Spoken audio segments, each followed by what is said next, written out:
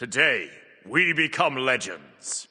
Well then, I never thought a Mulan rant would outpace a Gilgamesh rant, but here we are. Apparently HiRez never learned their lesson from continually buffing a god that doesn't really need it, patch after patch after patch. Now, for all the Mulan stans out there, I don't have a major problem with her overall design, in fact I actually like it. My problem here is the methodology by which HiRez buffs gods that underperform on release.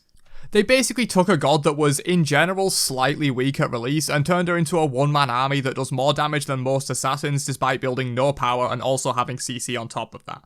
But surely a few buffs can't turn a weak god into the best god in the game, right? Well, you would be correct, except Mulan was buffed for 8 patches straight without a single nerf.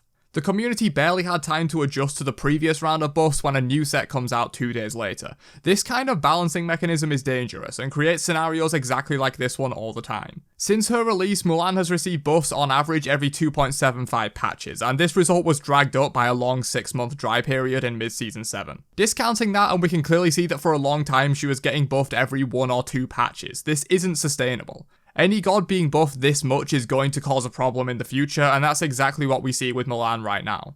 I think people get the misconception that the best god in Smite is like 5 times better than the worst god when that's not even close to how it works. The actual power difference between the vast majority of gods is not that big. Which is why we often see low tier gods rise up to the top like this, even with buffs that might seem small on paper, and vice versa. A fairly small nerf can take a god from top tier to mid tier or even worse. This is also the same with items, and it's why we see certain items absolutely explode into the meta on very small buffs.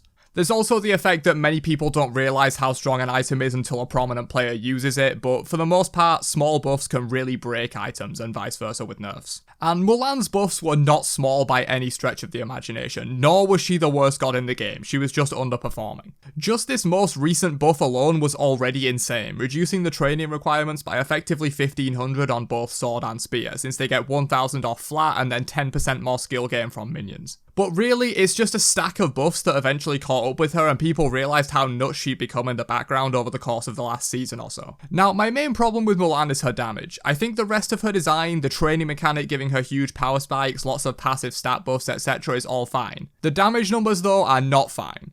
In my Tsukuyomi rant, I manually calculated the average damage of assassin abilities, excluding ultimates and non-damaging abilities. This data is a little bit over a year old by now, but it won't have changed much. The average damage came out to 343 plus 91% scaling. Now let's compare that to Mulan's damage numbers. On Cross Strike, she gets 465 plus 105% scaling, and on Spear Thrust, she gets 600 base and 85% scaling. Yeah, so as you can see, Mulan massively outperforms the average assassin in terms of damage numbers, and she's supposed to be a warrior.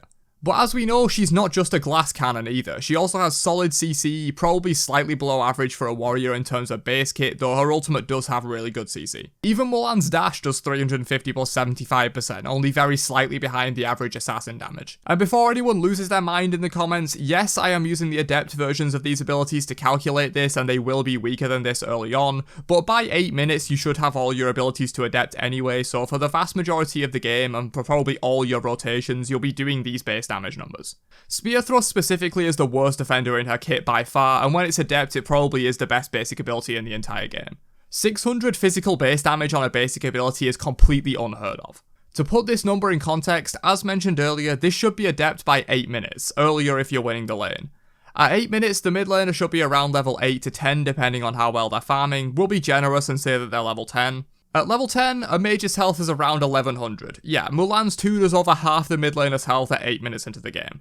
Those kind of numbers are reserved for things like Thana's Death Scythe. They should not be on a warrior, it's that simple. Yes, this is true damage, and when accounting for protections it will do less than this, but the calculation took every variable conservatively. I didn't add scaling, assumed the enemy mid was fed, didn't add things like Warrior's Axe damage, didn't account for leveling things up to adept earlier than 8 minutes, etc.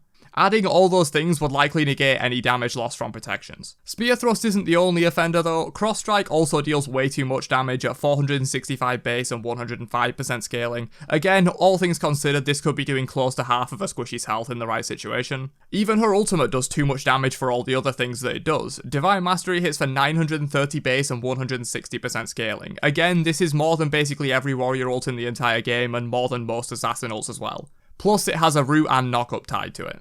For reference, Hercules' ult, literally designed to just be big damage and nothing else, hits for 800 plus 100%, considerably less than Mulan's ult that also gives her 2 CCs, a 30% protection increase, and mobility. So hopefully the picture is pretty clear now on how Mulan became so popular and strong so quickly. The training speed increase may have seemed small, but when you look at how absurd her abilities are at Adept, getting them online even 1 minute earlier in the game makes a huge difference. The passive stats Mulan gets are also no joke. When all abilities are mastered, Mulan gets a bonus 10% attack speed, 5% power, 5% movement speed, and 5% protections, plus an extra 25% attack speed, 45 of each protections, and 30% protections for limited times during or after her abilities. This leads to her just having bloated stats that are far above any other god in the game once she gets her abilities mastered. This kind of thing isn't noticed as much as CC and damage because it doesn't make as big of an impact, but in the background, she just has more stats than you almost always. Mulan basically has everything. Insane damage, great defenses, solid mobility, healing, great crowd control, passive buffs. There really isn't much she doesn't do as good as or better than every other warrior in the game. This is what happens when you buff a god 8 times in a row without leaving the community to experiment with the god first and figure out how strong she really is. Whether this was intentional to bring some attention to a god that underperformed on release or simply a mistake, hopefully HiRez can learn from this and not do it again. Luckily, the fix is fairly easy for Mulan. Nerf her damage numbers pretty much across the board and or revert the training speed buff she received. Her adept abilities are simply better than every other ability in the entire game for the most part, and they need to either take a large damage nerf or come online significantly later in the game. I prefer the first approach since I really like the design of having to master your abilities throughout the match, and I don't want that to be relegated to only 15 minutes into the match so you don't really get to play with them. I'd much rather see her mastery curves remain as they are, but just not deal a total of 1065 plus 190% scaling in 2 basic abilities. That would be wonderful. But what do you guys think about the Mulan situation? Are you happy she's meta since her release was so underwhelming, or would you have rather seen her buffed in a more tame way like myself? Let me know down below, and I'll catch you guys in another one later on. Have a great day, and peace out, you nerds.